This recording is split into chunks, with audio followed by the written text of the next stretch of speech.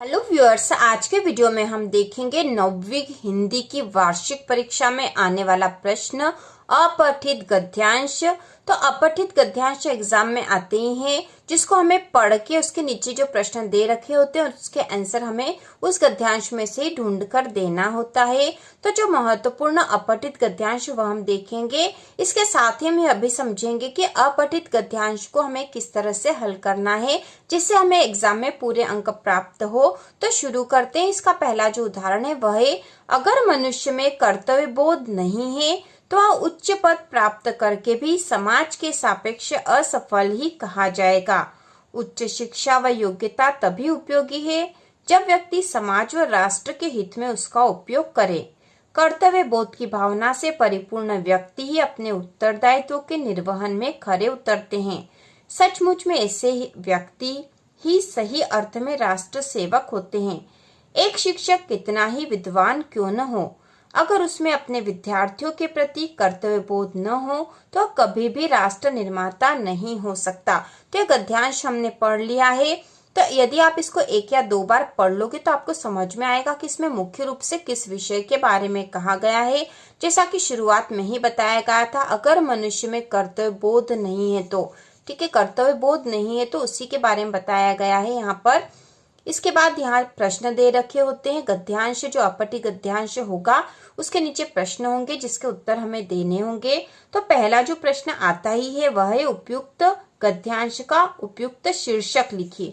तो सबसे पहला प्रश्न शीर्षक लिखने का ही होता है और शीर्षक उस गद्यांश को पढ़ के ही हमें देना होता है।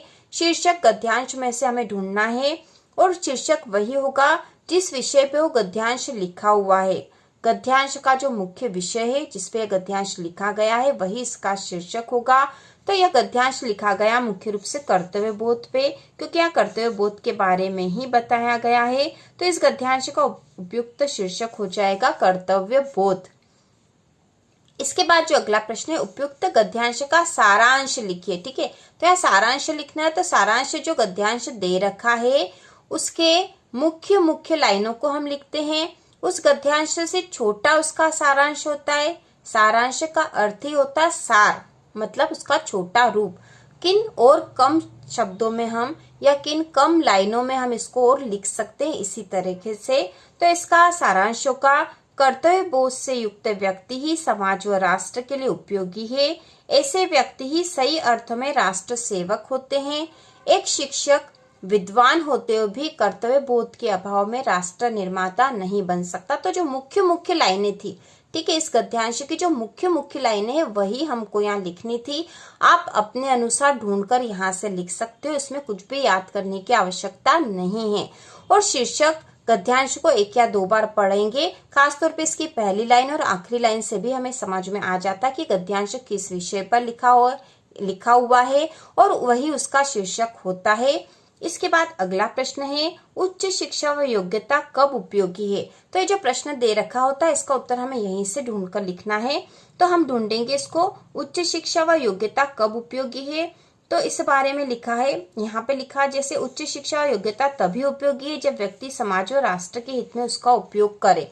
ठीक है, तो ये इसका आंसर हो गया। यहाँ से यहाँ तक इस प्रश्न नंबर 3 का उत्तर हो जाएगा। तो जो अपठित गद्यांश आते हैं उसमें हमें कुछ भी याद नहीं करना होता, बल्कि उस गद्यांश में से ढूंढकर ही सारे प्रश्नों के उत्तर हो जाते हैं। शीर्षक हमें गद्यांश में से उसका विषय ढूंढना है कि वह किस विषय पे लिखा हुआ है। उसके बाद उसका सारांश, मतलब उस गद्यांश की जो मुख्य मुख्य लाइनें वही लिखनी है। जैसे गद्यांश में 5 या 6 लाइनें हैं तो हमें केवल 3 या 4 लाइनों में ही उसका सारांश दे देना है। उसके बाद जो प्रश्न दे रखा होता है उसका उत्तर भी उस गद्यांश में से बहुत ही आसानी से मिल जाता है। इसके बाद एक और उदाहरण हम करेंगे। तो इसके बाद अगला जो अपठित गद्यांश करेंगे वह है, विद्यार्थियों में अनुशासनहीनता की कथित समस्या का समाधान एक ही प्रकार से हो सकता है कि उन्हें जीवन की जिम्मेदारियों का अनुभव कराया जाए। अनुशासनहीनता से होने वाली हानियों एवं राष्ट्रीय क्षति से उन्हें परिचित कराया जाए। विद्यालय की जिम्मेदारियों को पूरा करने में उसे सहभागी बनाया जाए। अनुशासन, अध्ययन एवं आदर्श नागरिकता के गुणों का इनमें विकास किया जाए। तो कोई कारण नहीं विद्यार्थियों में असंतोष भड़के। आज का विद्यार्थी देश की वर्तमान स्थिति एवं समस्याओं से अप्रभावित नहीं रह सकता। विद्यार्थियों को बदलती हुई परिस्थितियों से परिचित कराते हुए उनमें चरित्र निर्माण के लिए उदारता, त्याग, सेवा, विनय आदि गुणों से विभूषित किया जाए तो अनुशासनहीनता की समस्या का स्वतः समाधान हो जाएगा। तो आपको समझ में आ ही गया होगा कि यह जो गद्यांश है इसका विषय क्या है। शुरुआत में ही आ गया था विद्यार्थियों में अनुशासनहीनता, और इसके आखिरी लाइन में भी आया था अनुशासनहीनता, और पूरा ही अनुशासनहीनता और विद्यार्थियों को अनुशासनहीनता से बचाने के उपाय बताए गए हैं इस पूरे ही गद्यांश में। तो यहाँ जो प्रश्न है उपयुक्त गद्यांश का उपयुक्त शीर्षक लिखिए। तो शीर्षक लिखने का आता ही है अपठित गद्यांश में, और उस गद्यांश में से ही ढूंढकर हमें शीर्षक लिखना होता है, इसको कहीं हम याद नहीं कर सकते हैं। तो इस गद्यांश का शीर्षक होगा अनुशासनहीनता की समस्या, या फिर हम लिख सकते थे विद्यार्थियों में अनुशासनहीनता, यह भी लिखा जा सकता था, यह भी सही था। इसके बाद अगला प्रश्न है विद्यार्थियों में अनुशासनहीनता दूर करने के उपाय लिखे। तो हमें यहाँ उपाय लिखने हैं अनुशासनहीनता दूर करने के, तो ये हमें यहीं से ढूंढकर लिखने, अपने मन से नहीं लिखना है।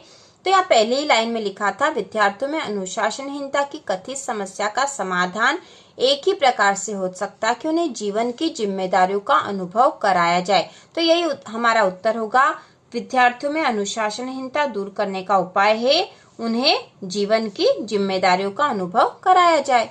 इसके बाद ये उपयुक्त गद्यांश का सारांश लिखिए। तो सारांश हमें गद्यांश में से ही लिखना है।